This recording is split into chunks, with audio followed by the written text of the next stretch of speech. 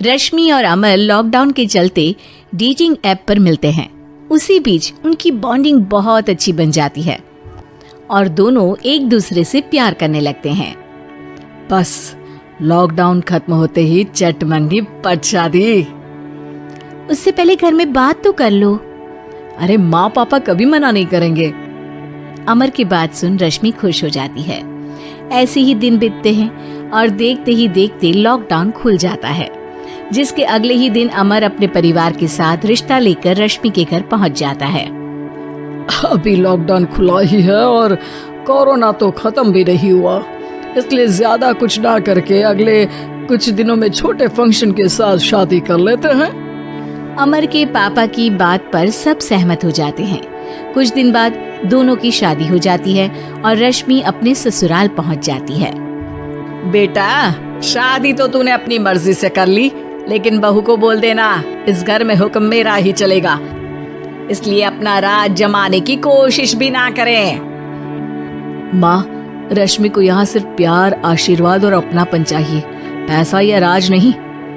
बेटी की बात पर सास मुंह बनाए वहाँ से चली जाती है और अब वो हर रोज रश्मि को परेशान करना और ताने देना शुरू कर देती है। देखो, ये है आजकल की लड़की, इंटरनेट पर लड़कों से बातें करते हुए इन्हें शर्म भी नहीं आती, और यहाँ तो देखो कितनी सीधी सुशील बनकर दिखा रही है। मम्मी, शादी के रिश्ते वाले इंटरनेट ऐप से जब किसी को कोई दिक्कत नहीं है, फिर डेटिंग ऐप के जरिए मिलना किस तरह गलत हो सकता है? रश्मि के डेटिंग ऐप वाली बात सुन उसकी हैरान सास तुरंत तुनक कर पूरे घर को सिर पर उठा लेती है, जिसकी आवाज सुन अमर और उसके पापा भी वहाँ आ जाते हैं। हाय मेरी माता, इतना बड़ा झूठ! डेटिंग ऐप को इंटरनेट के जरिए मिली है बोलकर इस कलमुही को मेरे सर ला बिठा दिया।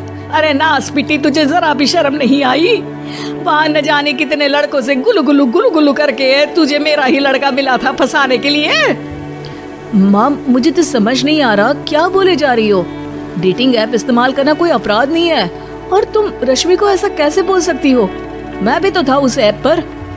पहले उसके लिए माँ से झूठ बोला और अब लड़ाई कर रहा है। सास और अमर की बात सुनकर रश्मि हैरान खड़ी रहती है। अमर, तुमने घर में झूठ क्यों बोला? ये सब देख रही हो ना, इसी की वजह से झूठ बोलना पड़ा। एक तरफ अमर और रश्मि की ये बात चल रही होती है, वहीं दूसरी तरफ सास का नॉन स्टॉप क्लेश सबको परेशान कर देता है। सब एकदम चुप, जो हुआ सो हुआ, अब मुझे कुछ ना सुनाई दे। पति की बात सुन सास चुप होकर वहाँ से चली जाती है, लेकिन अब वो रश्मि के सिर दुनिया भर के सारे काम डालकर उसका जीना पहले से भी ज्यादा मुश्किल कर देती है। मम्मी, मैं आपका गुस्सा समझ सकती हूँ, आपको जो करना है कर लीजिए, मैं कभी कुछ नहीं बोलूंगी। उम्मीद है किसी दिन तो आपका गुस्सा शांत होगा और नफरत प्यार में बदलेगी। रश्मि की अच्छाई को उसका नाटक समझकर सास गुस्से के 7वें आसमान पर चढ़ जाती है और उसी शाम रश्मि को नीचा दिखाने के लिए अपनी सहेलियों को घर बुलाकर उसकी बुराइयां करने लगती है। अरे कौशल्या, क्या बताऊं, आजकल के बच्चे ना बहुत एडवांस हो गए हैं।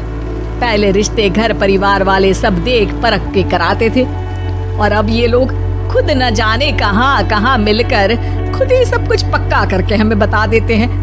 लड़की का कैसा दिन धर्म, कैसा ईमान, कैसा चरित्र कुछ नहीं पता, बस प्यार किया और घर लाकर बिठा देते हैं। अरे ऐसा क्यों बोलती हो? आजकल बच्चे अपने आप में बहुत समझदार हो गए हैं, और फिर पूरी जिंदगी तो उन दोनों को ही साथ निभानी है। अपनी पसंद से शादी कर भी ले तो क्या दिक्कत? तू ही देख ले, पहले इतना अच्छा बेटा और अब सोने पर सुहागे जैसी सर्वगुण संपन्न बहू। और पता है, अभी कुछ दिन पहले मेरी बेटी ने मुझे डेटिंग ऐप के बारे में बताया, जहाँ लड़का लड़की अपनी पसंद से अपने आप एक दूसरे को चुन लेते हैं, और फिर अगर सब सही रहता है तो बात आगे भी बढ़ जाती है। अरे इसमें इतना खुश होकर क्या बता रही हो? ये तो गलत है। न जाने कौन क्या है, कितना झूठ कितना सच है। अरे पर सोचो, जब तुम किसी के बताए रिश्ते को देखने जाते हो तो क्या एक ही बार देखने से सच झूठ का पता लगा सकती हो? जरूरी नहीं कि बच्चों का लिया फैसला हमेशा गलत हो। अरे बहुत बार हमसे भी तो गलत फैसले होते हैं ना। अच्छे बुरे लोग तो हर जगह मिल सकते हैं, फिर इसमें सिर्फ बच्चे ही गलत कैसे? सहेलियों की बात सुन सास सोच में पड़ जाती है और इसी तरह कुछ दिन बीत जाते हैं, जिसमें ना तो वो रश्मि को परेशान करती है और ना ही कोई ताना सुनाती है, जिसे देख रश्मि परेशान हो जाती है। मम्मी, आपकी तबीयत तो ठीक है ना?